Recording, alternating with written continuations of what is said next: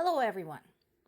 In his address to a conference in Sweden, Ukraine's President Zelensky said that even Russia can be brought within the framework of international law. That is an excellent sentiment, but the problem is that it cannot be brought within the law single-handedly, especially when people trying to do so are the ones who are getting bombed every day. And back in September, UN had already demonstrated to us how not to go about bringing Russia within the international law by declaring that there was no proof of genocide, despite the situation in Ukraine meeting all but one article of genocide definition. If there is no genocide, what do you call this? First, they attacked the Donetsk region again, and there was a power outages while we still had miners working inside the mines. There are movies made about that kind of stuff, what it's like to be stuck underground. And those mines are old. The Donetsk mines are very old. Now imagine being stuck down there in January without power. But it's not genocide. They're not trying to wipe out every single one of Ukrainians. Not at all. If it's not genocide, then what do you call this?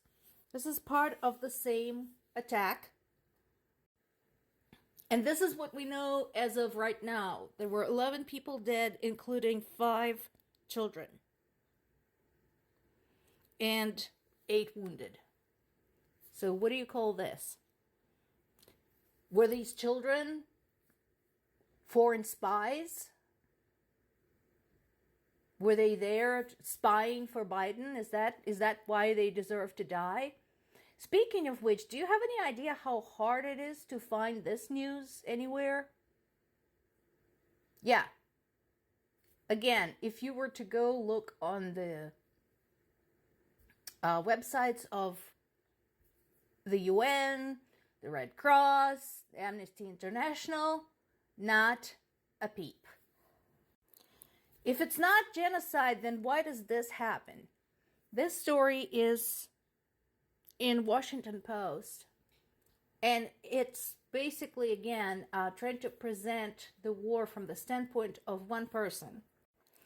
This person is not just anyone. It's a girl who lives in the city of Izum. I'm sure you've heard that name several times. It's one of the places that were completely decimated, and hideous atrocities were committed there by the Russian soldiers. So this child is 16. What kind of childhood has she had? The war has been going on for 2 years, so since she was 14, basically, this is all that she had known. She should be at school, should be dating, she should be reading, she should be going dancing. Should be having fun, going to the movies, hanging out with her friends. She should not be fearing for her life from a Russian rocket. But no, it's not genocide. Remember that. Now, I am glad that more news sources are starting to sort of change their tune about, Ukrainian counteroffensive had failed. They're beginning to understand that the nature of the counteroffensive is not to be impressive, but to be effective. And so more sources now are acknowledging Ukraine's victories, specifically in the south, in the Black Sea. And here's the conundrum. So I don't disagree with President Zelensky on using these victories as part of his pitch for more aid. Because he wants to show that we're not just wasting that stuff, that we're actually doing something with it. But I think as he talks about this, there needs to be a mix of information. Because, yes, we need to mention the victories, we need to mention the progress, the successes, etc. But we also need to show people, while we are still miraculously managing to win, while we're still managing to export the grain, what is actually going on the ground.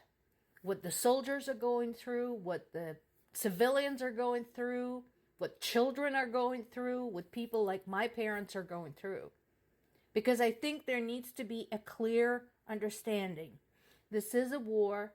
This is a genocide. This is one big atrocity going on now for almost 2 years. It is committed by a terrorist state led by a dictator. And people cannot forget that, because it's not something you can just negotiate your way out of. It's been said over and over again, all they will understand is brute force. Russia needs to be defeated. It would be nice if, as the result of that defeat, Russian Federation would break down into its individual pieces. I wish the autonomous republics would revolt. Considering Russia is wildly nationalistic and has always treated other nationalities living there as subservients, as inferior, as second-grade citizens, etc., etc., etc. So, this is not just going to be an effort by Ukraine. Russia should be treated like a threat, a serious threat, on par with Germany during World War II, and approached accordingly.